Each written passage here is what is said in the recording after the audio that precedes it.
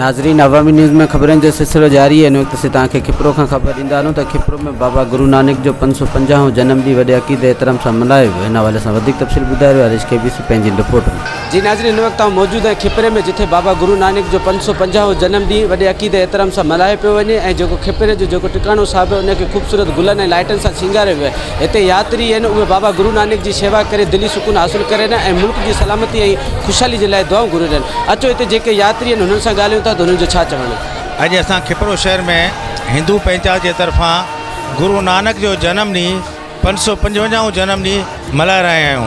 गुरु नानक हिकिड़ो सूफ़ीज़म जो सम्झाइण वारो हुयो।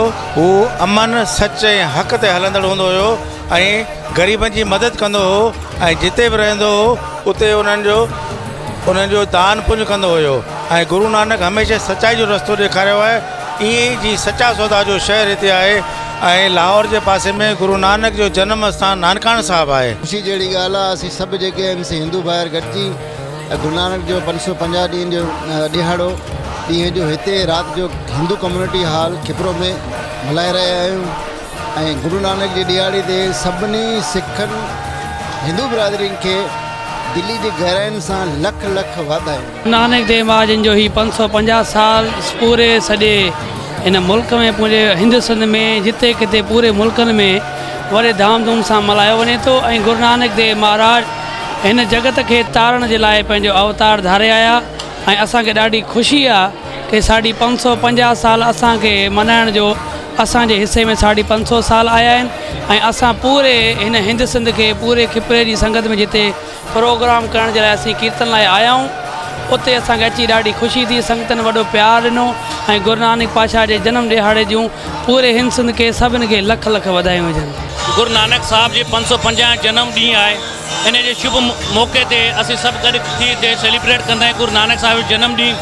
ऐं असांजे पंजाब साहिब में करतारपुर में जेके हुकूमत पाकिस्तान असांखे इन जी राहदारी ॾेई असांखे इहा अहसास महरूमी ख़तमु कई आहे। असीं उमेद था कयूं त हुकूमत पाकिस्तान असांखे अहिड़ियूं ख़ुशियूं, अहिड़ा ॾींहं, अहिड़ा त्योहार असांखे आज़ादी सां सेलिब्रेट कयूं था ऐं असांखे उमेद आहे त असीं इहे कंदा रहंदासीं।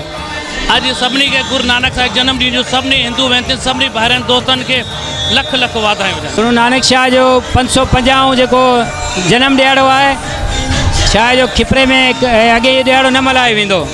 हाणे जेको असीं खिपरे में असांजी जेको स्टार्टिंग कई आहे, ॾींहं जो असीं भोगसा विझंदा आहियूं, ॿाहिरां भगत ईंदा आहिनि, भंडारो हलंदो आहे ऐं तमामु घणा प्रेमी ईंदा आहिनि, शिरकत कंदा आहिनि।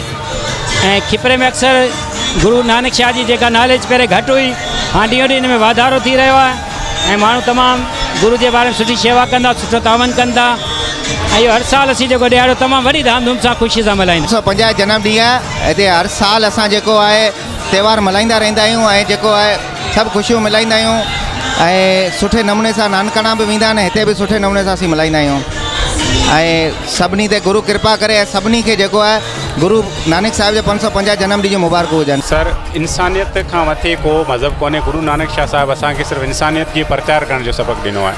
इन करे असां इहो मेलो हर साल वरी धाम धूम सां मल्हाईंदा आहियूं। असीं थोरा आहियूं खिपरे जे आवाम जा जेके अची हिन मेले में भरपूर हिसो वठंदा आहियूं, भरपूर नमूने सां इहे मल्हाइनि था ऐं शुक्रगुज़ार आहियां असांजे हिन जेके कमकार करण वारनि छोकिरनि जो, ख़ासि करे जेके ॿ टे जेके छोकिरा नेमीन असांजा जेके हर जुमे ते अचनि था ऐं तमामु माना बहितरीन नमूने हिन मेले खे मल्हाइनि था। जी नाज़रीन, हिननि जो चवणु आहे त बाबा गुरु नानक जो 550 जनम ॾींहुं असीं वॾे जोश ऐं जज़्बे सां मल्हाईंदा आहियूं, जंहिंमें मुल्क जी सलामती ऐं ख़ुशहाली जे लाइ दुआऊं कंदा आहियूं। कैमरामैन गुलाम शबीर सां गॾु हरीश केबीसी, अवामी न्यूज़ खिपरो। वधीक ख़बरनि ऐं तफ़सील जे लाइ विज़िट कयो असांजी वेबसाइट awamiNewsHD.com ऐं ॾिसंदा रहो अवामी न्यूज़ HD।